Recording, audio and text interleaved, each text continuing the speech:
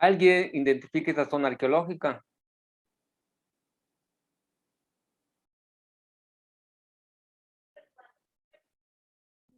Es una pirámide. Ajá, pero ¿cómo? ¿Dónde está? El nombre es el Palacio del Adivino. Nadie, ninguno de ustedes ha ido y ha visto presencialmente ese edificio.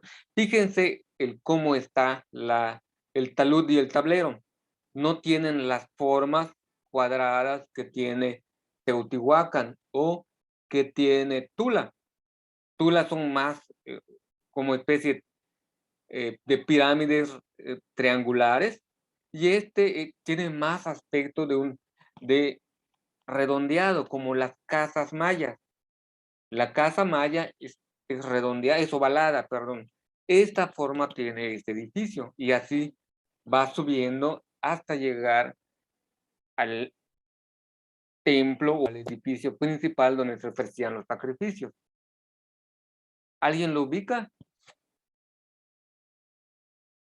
Nada.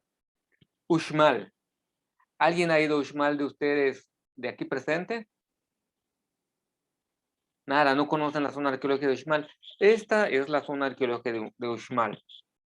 Uxmal es una ciudad antigua de la cultura maya que se ubica dentro de la península de Yucatán.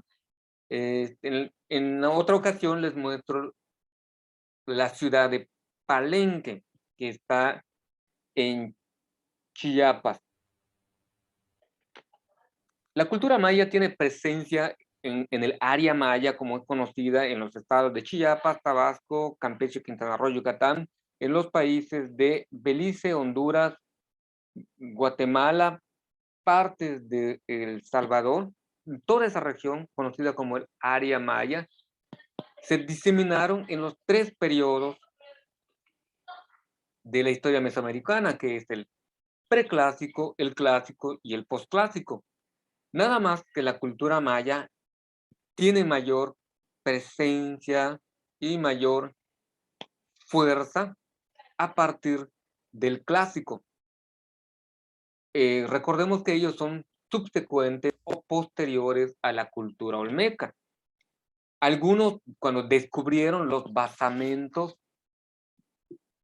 en la ciudad de San Lorenzo, en la proto ciudad de San Lorenzo, allá en Tabasco, pensaron que era una ramificación de la cultura maya. Posteriormente fueron excavando y descubrieron que era del periodo preclásico y descubrieron que no pertenecía a la cultura maya. Y sí hay continuidad en el área maya con algunos elementos que surgieron en la cultura olmeca.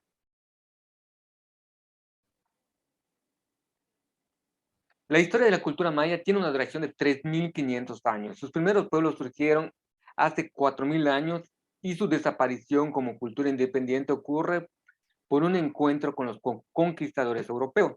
Todo ello se puede organizar en tres grandes periodos. Esta afirmación no es del todo cierta. La cultura maya no ha desaparecido. La civilización maya sí. Recuerden que una cuestión es la cultura y otra la civilización. Las ciudades mayas como tal han desaparecido. No hay una estructura de gobierno que tenga las características de los mayas del preclásico, del clásico y del posclásico. Con la llegada de los españoles desaparece la civilización, pero la cultura permanece. Por eso rascamos nuestro shit así, nuestro tuch y tenemos campach y comemos pibes y otras palabras de la cultura maya, porque sigue presente, sigue vigente y muchos siguen hablando la lengua maya. Ian, discúlpame si no entiendes algunos regionalismos, puede preguntar con toda confianza. La cultura permanece, pero desaparece la civilización. Se divide en tres periodos, así como se estudia en todo Mesoamérica: preclásico, clásico y postclásico. Empezamos con el... Andrea, me pusiste que tienes problemas de internet, pero ¿puedes leer? Sí, maestro, con el audio no tengo problema. Ok, léame el periodo preclásico.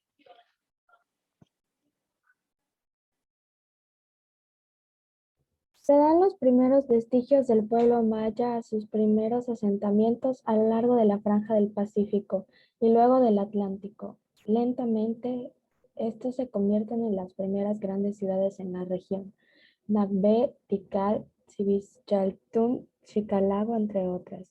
Este periodo se divide en tres subperiodos: preclásico temprano, 2000 al 1000 antes de Cristo, preclásico medio, 1000 al 350 antes de Cristo, y preclásico tardío, 350 antes de Cristo, 250 después de Cristo. En este último se produjo el primer florecimiento cultural de los mayas, y hacia el siglo Primero, I después de Cristo, su primer colapso. Muchas de sus grandes ciudades fueron entonces abandonadas por motivos hasta hoy desconocidos. muy bien. Lo mismo que sucedió en la venta. ¿Hay alguna reiteración en estas cuestiones? Civilchaltún se encuentra aquí en Yucatán, Nacbe, si no me equivoco, está en Campeche, y Tikal está en Guatemala. En toda la región peninsular, en todo el territorio, se empiezan a asentar y empiezan a aparecer sus vestigios. En Civilchaltún, por ejemplo, hasta el día de hoy, en el no en equinoccio, en el solsticio de verano, aparece el fenómeno del castillo de las siete muñecas, que por una ventanita que tiene el edificio, atraviesa el sol cuando va emergiendo. Cuando el sol surge en el oriente, llega un momento que queda completamente dentro de ese cuadrángulo que tienen, o esa ventana que tienen realizado. Cuando veamos un video de la cultura maya de Palenque, va a aparecer una referencia igual, que ellos manejaban estas cuestiones de luz para manejar los cambios de temporada, para marcar que termina un periodo e inicia otro periodo dentro de la naturaleza, que es normal para ellos y que marcaba cuándo es el tiempo de cosechar, cuándo es el tiempo de cazar, cuándo es el tiempo de construir. Los mayas tuvieron una relación muy estrecha con la naturaleza. Periodo clásico, léalo, Sofía. Periodo clásico 2150 a 900 después de Cristo. En este periodo se produce un renacimiento de la cultura maya, únicamente equiparable al que vivió Europa luego de la Edad Media, o quizás al florecimiento de la Grecia de la Antigüedad. En ese sentido, surgieron grandes centros ceremoniales como Chichén Itzá y Uxmal. Es también un periodo de grandes sistemas monárquicos. Eventualmente, ello condujo a un nuevo y gran colapso político al abandono de las ciudades en favor de las regiones del norte de México, y a un empobrecimiento que aún hoy resulta difícil de explicar. En este periodo, a su vez, contiene tres subperiodos: clásico temprano, 250 a 550 después de Cristo; clásico tardío, 550 a 830 después de Cristo; y clásico terminal, 830 a 950 después de Cristo. Muy bien, muchas gracias, Sofía. Entonces, en este periodo clásico se va viendo una mejor arquitectura y hay un programa, no sé si ustedes tienen un canal que se llama Discovery Channel. Hay un investigador que está en Centroamérica haciendo estudios de la cultura maya y ha descubierto, por ejemplo, lo que fueron fuertes, estilo baluarte de los españoles, y murallas. Y al pie de esas murallas ha descubierto puntas de flecha.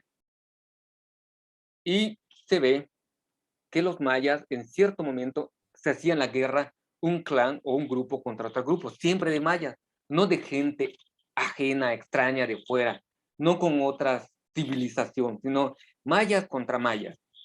pero eran los mayas de Tikal contra los mayas de Palenque, por decir algo, no quiero decir que existió una batalla de esa. ¿Conocen la leyenda de la princesa Stagnicté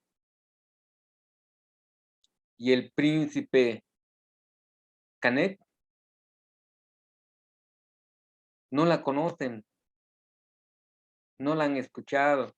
Explica este fenómeno, es parte de la cultura popular de entre los pueblos mayas que trata de explicar el por qué están abandonadas las ciudades. Y hay muchos elementos que se van repitiendo dentro de la idiosincrasia y de las mitologías de los pueblos mayas.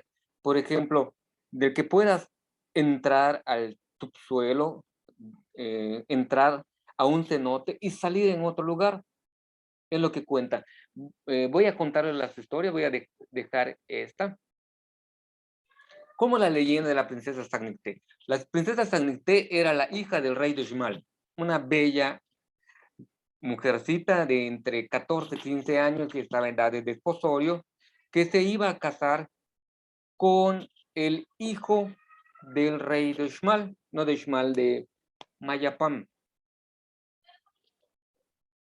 Invitan a los reyes de toda la comarca, al rey de Balán, al rey de Chichen Itzá, al rey de Tibilchaltún, al rey de Tijó, porque eran diferentes reyes que estaban en toda la planicie, pero se comunicaban unos con ellos. Los mayas eran comerciantes, intercambiaban y tenían que pasar por los caminos. Además que eran muy religiosos y tenían que ir a llevar ofrendas en ciertos centros ceremoniales que eran más importantes unos que otros. Así que todos estaban invitados, se presentan. Canek, al ver a Stagnicté, se enamora de ella. Pero Stagnicté estaba comprometida en matrimonio con el príncipe de Mayapam. Stagnicté le corresponde al amor de Ekbalam, no de Canek. Y él no se presenta, empiezan las ceremonias del matrimonio y empiezan a llegar los reyes con el ajuar propio de las festividades, las ofrendas que deben entregarle como primicia de que van a tener una alianza muy fuerte con los nuevos esposos. Pero no se presenta el rey de Chichén Itzá y era como una falta de respeto. ¿Y cuándo va a llegar el rey de Chichén Itzá? Sigue la ceremonia, pasa el primer día, el segundo día, el tercer día que se va a celebrar ya el rito matrimonial. Durante la ceremonia del matrimonio aparece Canet, rapta a la princesa, llega con sus soldados, los otros estaban enfiestados, ni cuenta se da, agarra a la princesa, amenazan con matar a los demás y huyen, se meten por una cueva y que esta cueva los llevaba hasta al cenote de Chichén Itzá. Salen allá en Chichén Itzá, dan el aviso a toda la ciudad de Chichén Itzá de que pues han raptado a la princesa, que va a ser su nueva reina y que huyan todos.